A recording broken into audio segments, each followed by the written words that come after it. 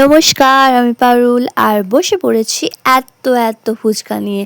তো দেখো ওই ভিডিওটা কালকে সন্ধ্যাবেলায় ভাই এত ফুচকা নিয়ে এসেছে। আমাদের প্ল্যান ছিল যে যেহেতু খুব বৃষ্টি পড়ছে, বাইরের অবস্থা একবার দেখো।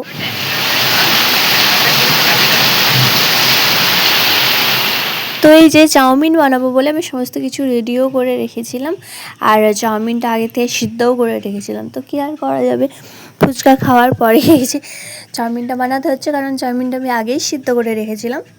তো এক পাশে এই যে ফুচকার সমস্ত বাসন কুসন ধোয়া চলছে, আর এক পাশে এই যে চাউমিন বসানো হয়ে গেছে। তো আমি বাদামগুলো আগেই ভেজে তুলে রেখেছিলাম, আর ওই তেলেই দিয়ে দিয়েছি পেঁয়াজ আর ক্যাপসিকাম। তো ক্যাপসিকাম আর পেঁয়াজটা ভালো করে ভেজে নেব।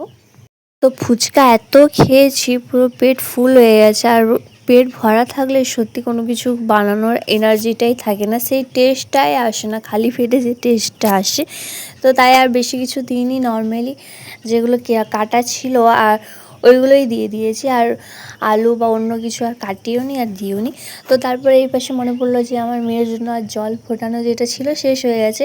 তো এই যে 1 বোতল জল ওর জন্য ফুটিয়ে ফ্লাস্কে ভরে রেখে দেবো, আর ওকে ফোটানো জলই খাওয়াই, ওই জন্য বসিয়ে দিলাম। আর আমি একবার অনেকটাই করে নিই যাতে বারবার না করতে হয়। তো দেখো এদিকে জল বসিয়ে দিয়েছি, এদিকে আলু পেঁয়াজ আর ক্যাপসিকাম ভালো করে ভেজে টমেটো দিয়ে দেবো। তো টমেটো দেওয়ার পর ভালোভাবে নেড়ে চেড়ে যে সামান্য মশলা, মানে সামান্য একটু হলুদ আর ম্যাগি মশলা সমস্ত কিছু দিয়ে দিলাম। তারপরে এই যে চাউমিনটা দিয়ে নেড়ে চেড়ে বাদাম ভাজাটা দেওয়ার পর, মানে চাউমিনের প্যাকেটে যে মশলাগুলো ছিল সেগুলোও ভালো করে দিয়ে মিশিয়ে নিলাম।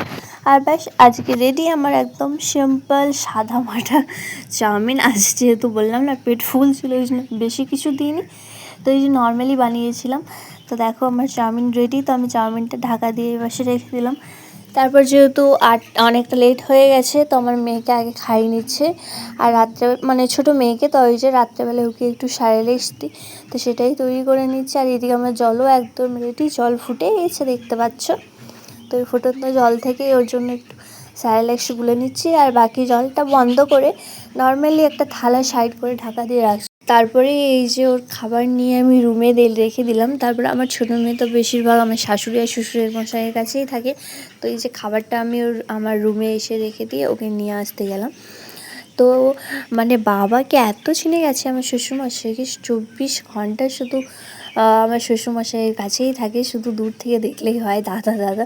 তো দেখো ওকে আমি নিয়ে চলে এসেছি, তারপর খাইয়ে দিলাম। আর 8:30 বেজে গেছে, ওকে 8টার সময় খাওয়াই। তো ওর এত খিদে পেয়েছিল, আজ কোনো রকম বায়না না করেই সবটাই খেয়ে নিয়েছে। তো খাওয়ানোর পর এই যে ওর ড্রেসটা আমি চেঞ্জ করে দিলাম, রাত্রে সমস্ত কিছু চেঞ্জ করে আমি একটা অন্য ফ্রেশ কাপড় পরাই সব দিনই, আর সকালে উঠে সেটা আবার খুলে দিই। তারপর ওর যেহেতু একটু শরীরটা খারাপ, ঠান্ডা লেগেছে, তো ওষুধও ওকে খাইয়ে এই যে ঘুম পাড়ানোর চেষ্টা করছি, আর ঠিক তখনই কারেন্টও চলে গেছে। বাইরে প্রচণ্ড বৃষ্টি হচ্ছে, আর এই যে দেখো কথা বলতে বলতে কারেন্টও চলে এসেছে। তো আজকের মতো সবাইকে টাটা, সবাই ভালো থেকো, সুস্থ থেকো, সবাইকে।